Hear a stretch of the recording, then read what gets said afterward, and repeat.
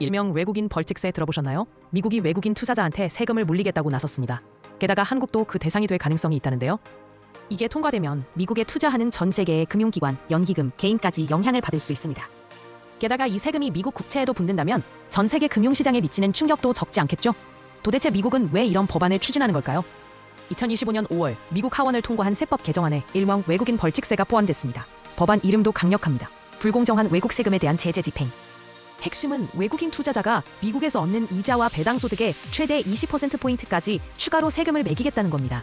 처음에는 5%포인트를 추가하고 이후 매년 5%포인트씩 올릴 수 있도록 돼 있습니다. 적용 대상은 단순히 금융기관만이 아닙니다. 불공정 국가로 분류된 나라의 국부펀드, 연기금, 정부기관, 기업, 개인 투자자 전부 포함됩니다. 그리고 그 불공정 국가에 지금 한국, EU, 일본, 캐나다, 호주, 인도 등이 언급되고 있습니다. 미국 국채에까지 이 세금이 붙는다면 그 파장은 상상 이상입니다. 이 법안의 배경에는 트럼프의 정책 철학이 깔려 있습니다. 그는 예전부터 대외 수입청을 만들겠다고 공언해왔습니다. 관세뿐만 아니라 외국 자본에도 일종의 입장료를 받겠다는 구상입니다. 미국 시장이 세계에서 가장 수익성 높은 시장인데 왜 외국 자본이 공짜로 들어오냐는 거죠? 그래서 세금으로 조정하겠다는 겁니다. 이 정책의 뿌리는 사실 오래된 경제학 이론에 있습니다. 바로 토빈스입니다. 노벨 경제학상을 받은 제임스 토빈은 단기 투기성 자본이 금융시장을 불안하게 만든다고 봤습니다. 그래서 외환거래 같은 자본 이동에 세금을 붙여 흐름을 완화하자는 게 핵심이죠. 일종의 속도 조절 장치라고 보면 됩니다. 토빈세를 실제로 적용한 나라가 있습니다. 바로 브라질입니다.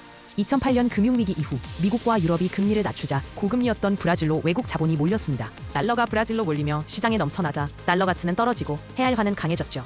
수출 기업들이 어려움을 겪자 브라질 정부는 외국 자본 유입에 세금을 붙였습니다. 토빈세를 도입한 겁니다. 최대 6%까지 올렸고 단기적으로는 환율 안정과 세수 확보에 효과가 있었습니다. 하지만 문제가 생깁니다. 투기 자본뿐만 아니라 중장기 투자 자금도 줄어든 겁니다. 결국 2013년에 토빈세를 폐지하게 됩니다. 그럼 미국은 다를까요? 트럼프는 그렇게 생각합니다. 미국 시장은 워낙 크고 내적적이라 세금을 붙여도 자본은 떠나지 않을 거라고 보는 거죠.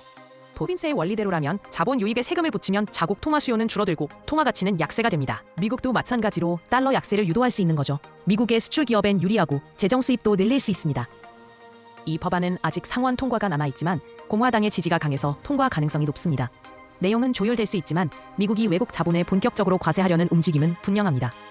그리고 이런 강경한 조치가 추진되고 있다는 사실은 그만큼 미국의 재정 상황이 심각하다는 것을 우리에게 상기시킵니다. 내일도 흥미로운 소식으로 돌아오겠습니다. 시청해주셔서 감사합니다.